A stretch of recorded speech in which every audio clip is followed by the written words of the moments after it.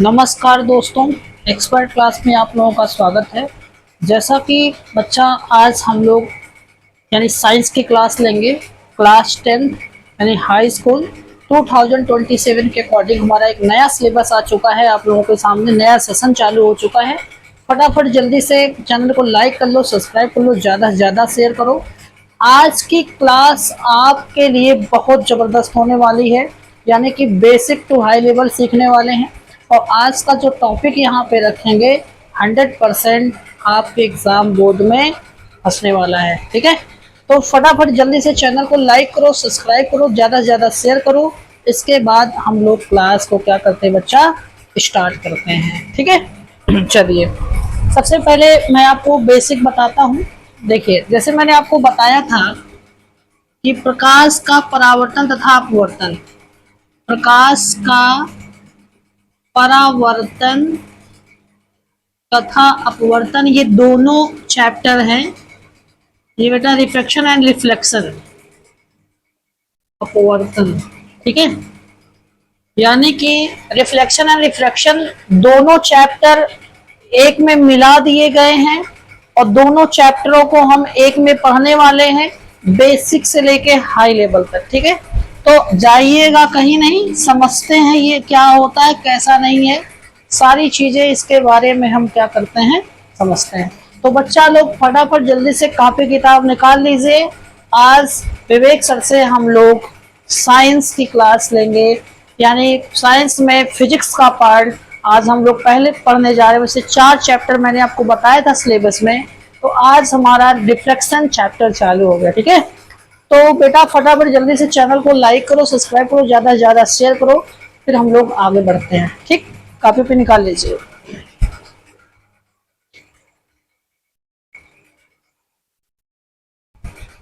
चलिए भाई, सबसे पहले बच्चा हम ये समझते हैं, समझिएगा ध्यान से।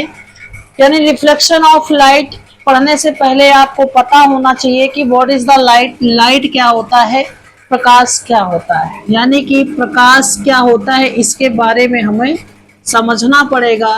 यानी कि लाइट क्या है। ठीक है बेटा, इंग्लिश में बोल दिया करेंगे, हिंदी में लिख दिया करेंगे, कहीं काफ़ी बच्चों को थोड़ी प्रॉब्लम होती है हिंदी वालों को, तो उन्हें दिक्कतें ना होने पाए। ठीक है, तो सभी बच्चों को साथ में लेकर चलना है, ध्यान से चलना है, तो किसी को दिक्कत ना हो। तो सबसे पहले आपको बताएंगे प्रकाश वह ऊर्जा होती है, यानी light is a form of energy which can see everything's. यानी कि प्रकाश वह ऊर्जा होती है जिनकी सहायता से हम वस्तुओं को क्या कर सकते हैं, देख सकते हैं, जो हमारी आंखों को संवेदना प्रदान करती है, उसे क्या कहते हैं, प्रकाश कहते हैं। जैसा कि फॉर एग्जाम्पल, एक एग्जाम्पल से समझते हैं कि मान लो एक रूम है और रूम में ये हमें कैसे पता चला एक लाइट है, मार्कर है। ये हम तब जान पाए कि जब इस रूम में हमारे क्या है, लाइट है, यानी प्रकाश है। तो प्रकाश की वजह से हमें पता चल रहा है कि ये बोर्ड है, ये मार्कर है, ये वॉच है, ये सारी चीजें पता चल रही है किसकी बदौलत, प्रकाश की वजह से, यानी कि लाइट के थ्रू। ठीक है बच्चा, तो सबसे पहले आपको पता चल गया प्रकाश वह ऊर्जा है जिसकी सहायता से हम वस्तुओं को देख सकते हैं, जो हमारी आंखों को संवेदना प्रदान करती है। इसके बाद बच्चा लोग इसकी प्रॉपर्टी पढ़ेंगे, यानी प्रॉपर्टीज ऑफ लाइट, यानी प्रकाश के गुण। आपको पता होना चाहिए कि जो प्रकाश के गुण होते हैं वो कौन कौन से होते हैं, यानी कि इनकी प्रॉपर्टियां कौन कौन सी होती हैं, ये प्रकाश के क्या क्या होते हैं। तो मैं सबसे पहले आपको बता दूं कि प्रकाश एक सीधी रेखा में चलता है। प्रकाश एक सीधी रेखा में चलता है, बाई एग्जाम सीधी रेखा में चलता, भैया सीधी रेखा में चलता है। सबसे पहले आपको पता होना चाहिए प्रकाश सीधी रेखा में चलता है, यानी कि light is a travel in straight line. कैसे चलता है उसको समझते हैं। जैसे मान लीजिए हमने एक कुछ दफ्ती के ऐसे इस प्रकार से टुकड़े ले लिए। ठीक है, 4-5 टुकड़े ले लिए हैं यहाँ पे, और यहाँ पे मैंने एक कैंडल इसी तरीके से जला दिया है, और ये हमारा एक मान लो कोई हमारी वस्तु है, यानी कि ऑब्जेक्ट है, और यहाँ पे ये मेरा सर्कल है। समझिएगा ध्यान से, ये कैंडल से जो लाइट निकल रही है, इस यहाँ पे बेटा, यहाँ पे और यहाँ पे ऑब्जेक्ट हमें क्या हो जाएगी, सीन हो जाएगी। अगर हम सेम जगह पे अगर वहां पे छिद्र करेंगे तो लाइट हमारा एक छिद्र से दूसरे छिद्र तक पास होकर ऑब्जेक्ट तक पहुंच जाएगा और वस्तु हमें क्या हो जाएगी, दिख जाएगी। इससे क्या पता चलता है कि लाइट जो होती है वो स्ट्रेट लाइन में ट्रेवल्स करती है। लेकिन इन केसेस अगर ये वाला छिद्र यहाँ ना होकर यहाँ पे हो जाए तो 100% लाइट यहीं पे हमारी क्या हो जाएगी, स्टॉप हो जाएगी, रुक जाएगी। तो इससे ये पता चल गया कि भैया light travels in straight line, प्रकाश एक सीधी रेखा में चलता है। इसके क्लियर? यानी पहली प्रॉपर्टी तो ये हो गई। दूसरी प्रॉपर्टी क्या है, प्रकाश में निर्वात की चाल 3 × 10⁸ मीटर पर सेकंड होती है। भैया आप समझ लीजिए स्पीड ऑफ लाइट जो होती है वो 3 × 10⁸ मीटर पर सेकंड होती है। ठीक है, इतनी बात क्लियर हो गई। यानी कि जो लाइट की स्पीड है वो 3 × 10⁸ मीटर पर सेकंड होती है। तो बच्चा लोग दोबारा मत भूलिएगा, ये बहुत बार पूछा गया। ठीक, तीसरा पॉइंट ये है, प्रकाश वैद्युत चुंबकीय तरंगों के रूप में चलता है। यानी कि वैद्युत चुंबकीय तरंगों के रूप में चलता है, यानी कि इलेक्ट्रोमैग्नेटिक वेव। यानी कि प्रकाश वैद्युत चुंबकीय तरंगों के रूप में चलता है। यानी तीसरी प्रॉपर्टी आपकी ये हो गई। पहली प्रॉपर्टी प्रकाश सीधी रेखा में चलता है, दूसरा प्रकाश में निर्वात की चाल 3 × 10⁸ मीटर पर सेकंड होती है, तीसरी प्रॉपर्टी प्रकाश वैद्युत चुंबकीय तरंगों के रूप में चलता है, और चौथी प्रॉपर्टी मान लीजिए प्रकाश का परावर्तन होता है। प्रकाश का क्या होता है बच्चा, परावर्तन होता है, यानी कि रिफ्लेक्शन। और पांचवी मान लीजिए क्या है, अपवर्तन होता है। 5 प्रॉपर्टियां आपको लिखना पड़ेगा। ये पांचों प्रॉपर्टियां मैंने आपके बोर्ड पर अच्छी तरीके से समझा दी है कि सबसे पहले प्रकाश के बारे में बता दिया, फिर प्रकाश के गुण के बारे में बता दिया। अब धीरे धीरे स्टेप टू स्टेप हम लोग क्या करते जाएंगे, बढ़ते जाएंगे। ठीक है, तो प्रकाश में गुण में प्रकाश एक सीधी रेखा में चलता है, जो कि बाई एग्जाम्पल से हमने समझ लिया। और इनकी जो स्पीड होती है वो 3 × 10⁸ मीटर पर सेकंड होती है। यानी इलेक्ट्रोमैग्नेटिक जो वेव है उसकी कितनी बेटा, प्रकाश वैद्युत चुंबकीय तरंगों के रूप में चलता है, यानी कि उसके फॉर्म में। फिर इसके बाद प्रकाश का परावर्तन होता है, और फिर प्रकाश का क्या होता है, अपवर्तन होता है। सारी चीजें स्टेप टू स्टेप समझते जाएंगे। हाई स्कूल है, दमदारी से पढ़ेंगे। ठीक है, इसको इरेज करते हैं, बीच में आप लोग स्क्रीनशॉट करते जाइएगा, एक एक चीज समझते जाइएगा। ठीक है, नोट कर लीजिए, फिर इसको इरेज करते हैं बच्चों।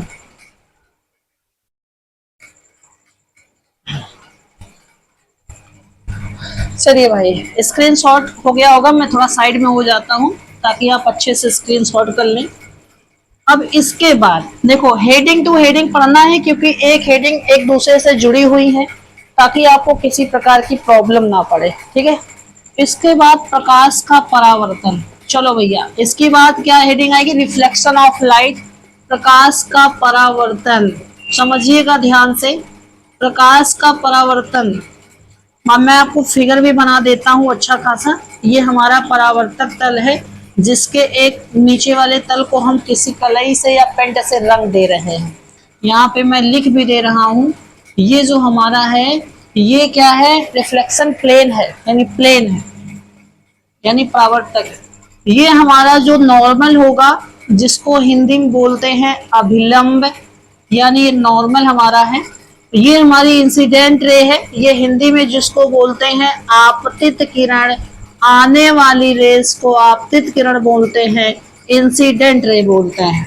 जाने वाली किरण को परावर्तित किरण बोलते हैं, यानी कि रिफ्लेक्टेड रे बोलते हैं। परावर्तित किरण, परावर्तित किरण इसको जाने वाली रेज है, और ये अभिलंब है। ये समझिएगा ध्यान से, स्टेप तो स्टेप समझते हैं। ये हमारे समदेवता छोटा सा मैं बना देता हूं, ताकि आपको ये भी कोई प्रॉब्लम ना हो। समझिए बच्चों, देखो क्या है, जैसा कि फिगर आपने देखा होगा, प्रकाश का परावर्तन। जब प्रकाश की किरण किसी चमकदार तल पर पड़ती है तो उसका कुछ अधिकांश भाग उसी माध्यम में वापस लौट जाता है। इस क्रिया को प्रकाश का अपवर्तन कहते हैं। इसके 2 नियम होते हैं। प्रकाश के परावर्तन के दो नियम, यानी इसके जो नियम है बच्चा वो दो होते हैं। नियम कितने होते हैं? दो। पहला नियम क्या होगा? आपतित किरण, अभिलंब, परावर्तित किरण, तीनों एक ही तल पर होता है, जो कि यहाँ पे होता है, समझिएगा। इन दोनों के बीच में आपतन कोण, इन दोनों के बीच में अपवर्तन कोण, ये आपस में क्या होते हैं बच्चा? बराबर होते हैं।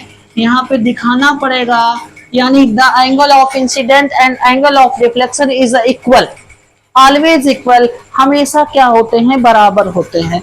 यानी कि incident ray and reflected and normal to meet in same point, यानी तीनों एक ही पॉइंट पर मिलते हैं, ये दूसरा नियम है। तो बच्चों फटाफट जल्दी से वीडियो को लाइक करते जाइएगा, सब्सक्राइब करते जाइएगा। हम लोगों ने रिफ्लेक्शन ऑफ लाइट उसके लॉ भी अच्छी तरीके से क्या कर लिया है? पढ़ लिया है। इसको स्क्रीनशॉट करो, फटाफट नोट करते जाओ, जो बताते जाए उसको नोट कर लिया करो, ताकि कंफ्यूजन आपको दूर हो जाए। ठीक है, नोट करिए, फिर आगे बढ़ते हैं।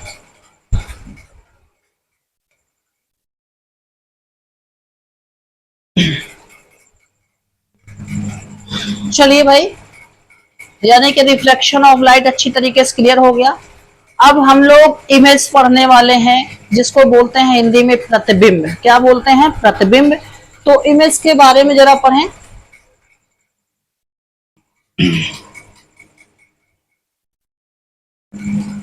चलो भाई, इमेज यानी जिसको हम बोलते हैं प्रतिबिंब। सबसे पहले मैं आपको बता देता हूं कि प्रतिबिंब कितने प्रकार के होते हैं। बेटा जी, प्रतिबिंब होते हैं दो। एक होता है वास्तविक प्रतिबिंब। क्या होता बच्चा? वास्तविक प्रतिबिंब।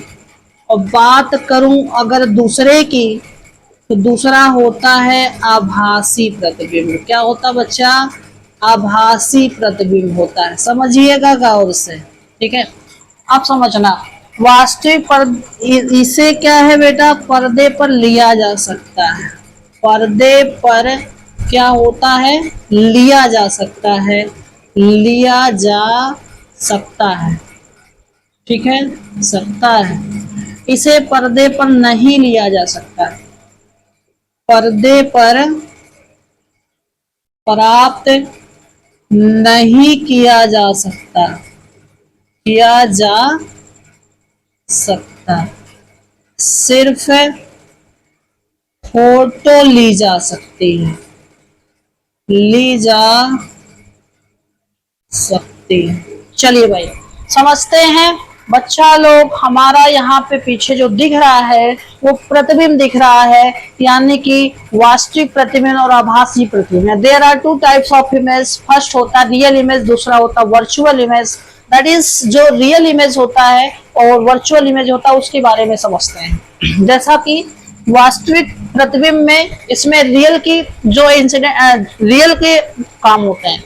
यानी कि जैसे मान लीजिए आप किसी मूवी या सिनेमा हॉल में जाते हैं, जो पर्दे पर इमेज फॉर्म होती है, यानी जो इमेज बनती है उसे कहते हैं रियल इमेज। और पर्दे के बिहाइंड द मिरर, अगर पीछे से देखोगे, पर्दे के पीछे से देखोगे, जो परछाई यानी शैडो बनती है, उसे बोलते हैं आभासी प्रतिबिंब, यानी वर्चुअल इमेज। ठीक है, तो यदि किसी बिंदु वस्तु से चलने वाली प्रकाश की किरण, यदि किसी बिंदु वस्तु से चलने वाली प्रकाश की किरण दर्पण से टकराने के बाद जिस बिंदु पर मिलती है या मिलती हुई प्रतीत होती है, इस क्रिया को कहते हैं प्रतिबिंब।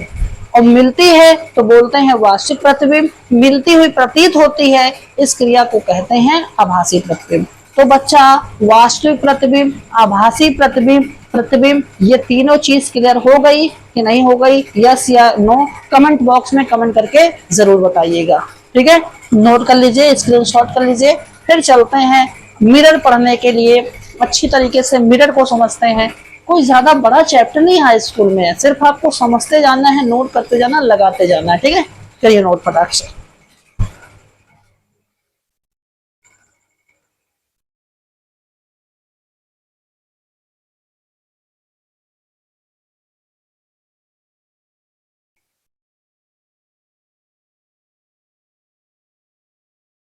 चलिए भाई, इसके बाद हमारा जो होगा मिरर होगा। ठीक है, मिरर होगा। आज के लिए हम मिरर तक ही रखेंगे, क्योंकि ज्यादा पढ़ेंगे तो बच्चों को फ्लो होने लगेगा। तो इसलिए थोड़ा थोड़ा पढ़ो, 2 दिन में एक चैप्टर समा भैया परावर्तन का पार्ट खत्म करो, नहीं तो एक ही दिन में पूरा चैप्टर निपट जाएगा तो दिक्कत हो जाएगी। ठीक है, थोड़ा थोड़ा समझते जाओ। अगर मैं आपको 1 घंटा पढ़ाता हूँ तो आप उसका डबल पढ़ो। अब इतना अच्छे से प्रिपेयर हो जाएगा, फिर हम लोग कल आगे उसके आगे कंटिन्यू करेंगे। ठीक है, तो सबसे पहले आपको बता दूं, मिरर, मिरर को हिंदी में कहते हैं दर्पण। बेटा क्या कहते हैं? दर्पण। अगर आपसे कोई पूछता है दर्पण कितने होते हैं, तो आप बताओगे सबसे पहले क्या होता है? स्फेरिकल मिरर, जिसको हिंदी में कहते हैं गोली दर्पण। ठीक है, और दूसरे की बात करता हूँ प्लेन मिरर, यानी कि हिंदी में होता है समतल दर्पण। क्या होता है बच्चा? समतल दर्पण। There are 2 types of spherical mirror. First होता है आपका कॉनकेव, यानी कि जिसको बोलते हैं अवतल दर्पण। क्या बोलते हैं बेटा? अवतल दर्पण। सेकंड जो होता है कॉन्वेक्स, जिसको हम बोलते हैं उत्तल दर्पण, यानी कि हमारा होता है कॉन्वेक्स मिरर। इमेज ऐसे बनाएंगे आप, इसके आउटर साइड में कलर्ड कर देंगे, इसका जो रिफ्लेक्शन होगा ये होगा इनर साइड में, ये परावर्तक तल होगा ये। ठीक है, और इसका जो इनर साइड होगा वो कलर्ड होगा, आउटर साइड ये होगा परावर्तक तल, यानी कि ये होगा आपका उत्तल दर्पण। ठीक है, समझते हैं जरा, टॉपिक हमारा मिरर का आ गया। तो there are 2 types of mirror. Mirror होगा एक सर्कल। तो there are 2 types of mirror. First होता है स्फेरिकल मिरर एंड दूसरा होता है प्लेन मिरर। स्फेरिकल मिरर के 2 पार्ट्स हमने रखे हैं, एक रखे हैं अवतल दर्पण, दूसरा रखा उत्तल दर्पण, यानी कॉनकेव एंड कॉन्वेक्स मिरर। ठीक है, अगर आउटर प्लेन को, अगर आउटर साइड को हम कलर्ड करके इनर साइड को परावर्तक बनाएंगे तो ये होगा हमारा अवतल, और इसको अगर हम इनर साइड को कलर करके आउटर सरफेस को परावर्तक बनाएंगे तो ये होगा हमारा कॉनकेव। ठीक है बच्चा, इसमें कोई प्रॉब्लम है क्या? ऐसे बोल सकते हो, यानी कांच के खोखले गोले का वह भाग जिसके एक भाग को कलई करके दूसरे, जैसे देखो उसको आधे में काट कर एक भाग को कलई करके दूसरे भाग को परावर्तक बना दिया जाता है, उसे कहते हैं गोली दर्पण। ठीक है, गोली दर्पण के बाद अवतल दर्पण में अवतल दर्पण, यानी गोली दर्पण का वह भाग जिसके उभरे हुए भाग को कलई करके दबे हुए भाग को परावर्तक बनाते हैं, उसे कहते हैं अवतल दर्पण। इसमें क्या होगा? दबे हुए भाग, गोली दर्पण का वह भाग जिसके दबे हुए भाग को कलई करके उभरे हुए भाग को परावर्तक बना दिया जाता है, उसे कहते हैं उत्तल दर्पण। इतनी बात समझ में आ गई? ठीक है, तो बच्चा आज का टॉपिक हमारा यहीं तक होगा, क्योंकि थोड़ा थोड़ा इतना मैंने पढ़ाया, इतना प्रिपेयर करेंगे। कल का जो टॉपिक होगा हमारा रे डायग्राम का होगा, यानी किरण खींचने के आरेख के नियम बताएंगे आपको। क्या बताएंगे बेटा? किरण खींचने के आरेख के नियम। किरण खींचने के आरेख के नियम। ठीक है, ये करा दें। फिर कुछ इंपॉर्टेंट डिफिनेशनें कराएंगे आपको कि पोल क्या होता है, परावर्तक तल क्या होता है, प्रिंसिपल एक्सिस क्या होता है, और मुख्य फोकस क्या होता है, ये सारी radius of curvature, centre of curvature, ये सारी चीजें को कराऊंगा बहुत अच्छी तरीके से। लेकिन जब थोड़ा थोड़ा पढ़ाया जाएगा, थोड़ा थोड़ा आराम से पढ़ते जाइए ताकि माइंड में आपके क्लिक हो जाए। तो बच्चों वीडियो को ज्यादा से ज्यादा शेयर करो अच्छे से अच्छे पढ़ने के लिए, ताकि हर बच्चों का भला हो सके। तो आज की वीडियो हमारी यहीं पे समाप्त होती है। मिलते हैं नेक्स्ट वीडियो में। चैनल को लाइक कर लीजिएगा, सब्सक्राइब कर लीजिएगा। जय हिंद, जय भारत।